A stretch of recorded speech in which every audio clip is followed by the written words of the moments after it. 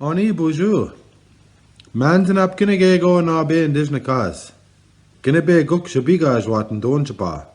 Gnoje and do dam. My name is Isaac, and I'm from Serpent River First Nation. And it's a great honor to be here with you today to explain a little bit about myself, where I come from, and some of the beliefs that were passed down from the old people. I remember years ago, we lived on the land. We ate the animals and the plants. We paddled from lake to lake. That's how we lived our lives. And the old people always said, you know, when you were born here, you came through 4 powers to get here, and you ended up in your mom's belly. When you got inside of her belly, of course you came to this world through a sacred hoop into this lodge here that we call Earth. That's what they said. They said your first teacher was water, and that your whole life is going to be based on that water. And that water is our most sacred thing. They said when we enter this lodge here on earth, that there's already spirits that live here, and that we're just visitors to their home. As we paddled and zigzagged across our lives, you know, through these beautiful lands, they'd always talk about the Mimegwesiwak. Oh, they're little people, they live in those rocks over there. They live at a Sini Swasaning. Or they'd say, oh, there's mermaids that live over there. The Benabe Kwayak.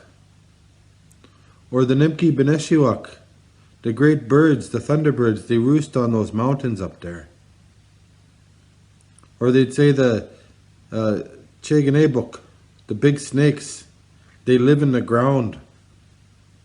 They live all over in the underworld.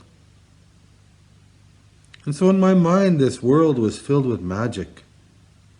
They'd say the Bagajaniniwak live over here, the Pahisak live over there. That's what they always talked about, is these spirits that lived here. And so as we paddled, we were constantly making offerings where they lived. Because we knew that we were only guests here, and that there was a great law here when we arrived as Anishinaabeg people. And that this great law is many. Chinaknagewaninanin is what they call it. These laws that are here. You know, they used to say that when we came here, the original instructions were that the animals were to lead us in our government. That they were the true ones that would lead us on this path here on earth. Because the animals would never lose their original instruction. They would never get lost and lose their way. But it was said that we would. So they were our leaders. They were the ones that taught us how to live here. They always said, don't make your own trails. Follow the animal trails. Live your life on the animal trails. Even in their footprints, there's great medicine in those footprints. I remember one time when I was sick, I was told to get a little piece of birch bark and scoop up a little bit of that black dirt where that animal print was and eat it, and that it was going to make me feel better. And it did. I ate that footprint and it made me feel better. They always said that the laws that are here, there's nothing higher than those laws. That everything belongs to that law, that great law that's here. They'd say, don't dig deeper than a hand width. That's not right, they'd say. There's things that live in the ground. There's big cats, there's manadushan, there's chiganebegok, there's big snakes. They used to say there was a white serpent that lived at Chigenebeguk Gaming. There was a big white serpent that lived there. In the springtime, it would swim down Chigenebeg Zibing, the Serpent River, and it would go to a place called Mendigwea Sin, the rock of the great gifts. Then there's a tunnel that goes down to Genebegukshebigajwat. Then that tunnel goes all the way to Genebuknia Shing. Then it goes to Shkodeing. Then it goes to Genebegukjibiajwat. Then it goes to Bodashkaying, Quikwikzwang. And then it travels to Siniswasaning. And this tunnel system underneath the ground keeps traveling. It goes to Nadwe Gojing. Then it goes to Ajdap Kissining. Our old people had a map of this underworld. They said those are very powerful beings that live there. And under no circumstances are we to bother that power. So when the settlers came here, we tried to explain our laws to them. Don't dig deeper than the depth of a plow. Don't dig deeper than the width of a hand. Don't dig deeper than an axe head. Of course, many years later, they went after that power. The old people said if they try to dig up that power, it'll be too strong for us. It can destroy the earth. That's what they always said.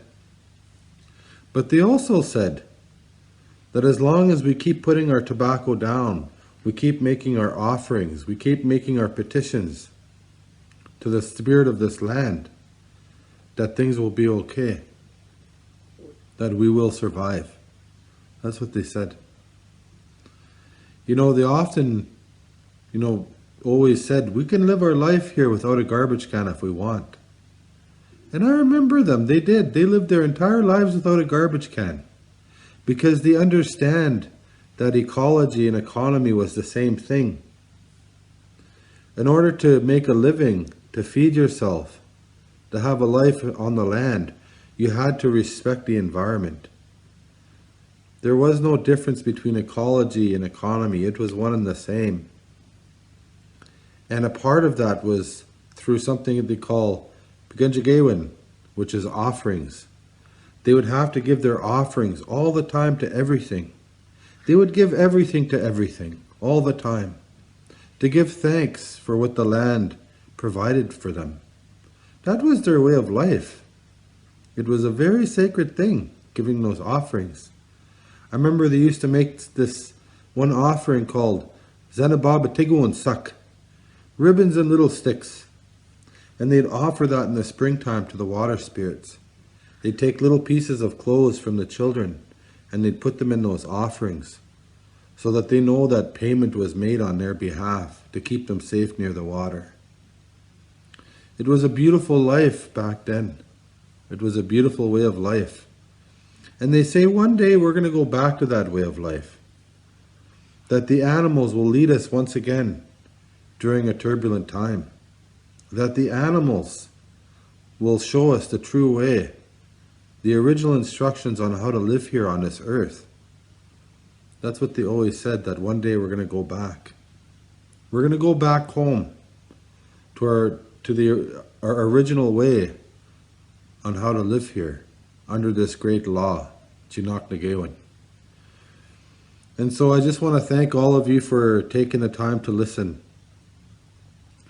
Right now, this is a very great opportunity for us to start going back to understanding Chinaknagewin Inanin, those laws, to understand the original instructions of what it means to have the animals lead us again. Yes, we are in a crisis, but crisis equals opportunity. And we have an opportunity to reset things right. And I believe that we can do it. Right now, there's no question we are in a Atsukan, a sacred story. This story will be told thousands of years from now, around campfires. It'll be a story of when the two-legged try to destroy the earth. And we're going to be the characters of that story. We're the ones they're going to be talking about. It's not going to be an Ojibwe story. It's going to be an everybody's story. When everybody looks back in their own history, their own people too lived their life without a garbage can. Everybody understood this natural law at one time. All the peoples across the earth. So sing your songs. Celebrate your diversity, your language, lift people up, support each other, and know that when we work together and try to understand this natural law that's here, we will be okay. And you know what? I believe we're going to be okay. The old people always said, the Anishinaabeg people, the human beings, they will survive through this. This was prophesized in Anmiwichigewin. It was foretold that these things would happen. Now, thank you for listening, and much blessings to you. Be safe, keep giving, and everything's going to be okay. Now, miigwech. Thank you.